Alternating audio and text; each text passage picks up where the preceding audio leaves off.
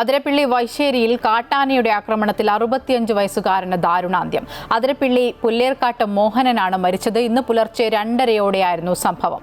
വീടിന് സമീപത്തെത്തിയ കാട്ടാനയെ തുരത്തുന്നതിനിടയിൽ ആന ചവിട്ടി കൊല്ലുകയായിരുന്നു. സംഭവത്തിൽ പ്രതിഷേധിച്ച് നാട്ടുകാർ ആനമല സംസ്ഥാന പാത ഉപരോധിച്ചു. ഇന്ന് പുലർച്ചെ 2 മണിയോടെയാണ് ആന ജനവാസ മേഖലയിലെത്തിയത്. പൊടുന്നനെ മോഹനന്റെ വീടിന്റെ സമീപത്തേക്ക് മുറിവാലൻ കാട്ടാന കടന്നു വരികയായിരുന്നു. വീടിന് പിൻഭാഗത്തുള്ള തെങ്ങിൽ നിന്ന് കരിക്കുകൾ പറിച്ചു തിന്നുന്നത് ശ്രദ്ധയിൽപ്പെട്ടതോടെ മോഹനൻ ആനയെ തുരത്താൻ ഇറങ്ങി. പന്തം കത്തിച്ച് ആനയെ തുരത്താനുള്ള ശ്രമത്തിനിടയിലാണ് ആന മോഹനനെ ചവിട്ടി വീഴ്ത്തുന്നത്. ആന തെങ്ങ് കളയായിരുന്നു. തെങ്ങ് കളഞ്ഞപ്പോൾ ഇവിടുന്ന് 2 അനിയന്മാരും കൂടി ഇങ്ങോട്ട് വന്നു. ഇവര് ഇവിടത്തോളം എത്തിയപ്പോഴേക്കും ആന ഓടിച്ചപ്പോൾ അവൻ വീണതാണത്. കണ്ടോ, അവൻ വീണടുത്തിട്ട് ചവിട്ടി കൂട്ടി കൊന്നു. സ്ഥിരമായിട്ട് ആന ഇറങ്ങുന്ന സ്ഥലം. സ്ഥിരം എന്നും ആനയാണ് അവിടെ. ഈ 5 ആനേനെ കടത്തിയിട്ട് കഴിഞ്ഞാൽ രക്ഷപ്പെട്ടു. 5 ആനകൾ സ്ഥിരമുള്ള സ്ഥലമാണ്. 5 ആനയുണ്ട് ഇവിടെ. കഴിഞ്ഞ ഒരാഴ്ചയായി പ്രദേശത്ത് സ്ഥിരമായി കാട്ടാന എത്തുന്നുണ്ടെന്ന് നാട്ടുകാർ പറയുന്നു. കൃഷികൾ പൂർണ്ണമായും കാട്ടാന നശിപ്പിക്കുന്നു. ആവലാദികളുമായി വനംവകുപ്പിന്റെ അടുത്തെത്തുമ്പോൾ കാര്യക്ഷമമായ ഇടപെടൽ ഉണ്ടാകുന്നില്ലെന്ന് നാട്ടുകാർ കുറ്റപ്പെടുത്തുന്നു. സർക്കാർ അത് കണ്ടു തുറക്കുന്നില്ല. അപ്പോൾ അത് ഞങ്ങൾക്കൊരു സംരക്ഷണം കിട്ടണം.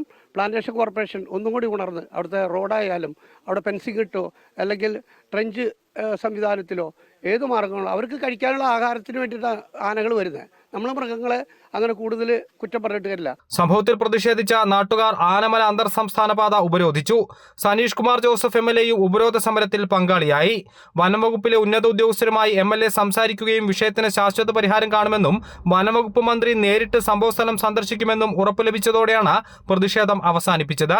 ആ വിഷയത്തിന്റെ ഗൗരവം മനസ്സിലാക്കിക്കൊണ്ട് 1-ാം തീയതി ബഹുമാനപ്പെട്ട വകുപ്പ് മന്ത്രി അദ്ദേഹം ഇവിടെ വന്ന് ഈ വിഷയങ്ങൾ ഇവിടുത്തെ രാഷ്ട്രീയ പാർട്ടികൾ, ജനപ്രതിനിധികൾ എന്നിവരുടെ ഭാഗത്തു നിന്നുള്ള വിഷയങ്ങൾ കേൾക്കാമെന്നും അതിന് ശാശ്വതമായ നടപടികൾ സ്വീകരിക്കാമെന്നും ഞങ്ങൾക്ക് ഉറപ്പ് നൽകിയിട്ടുണ്ട്.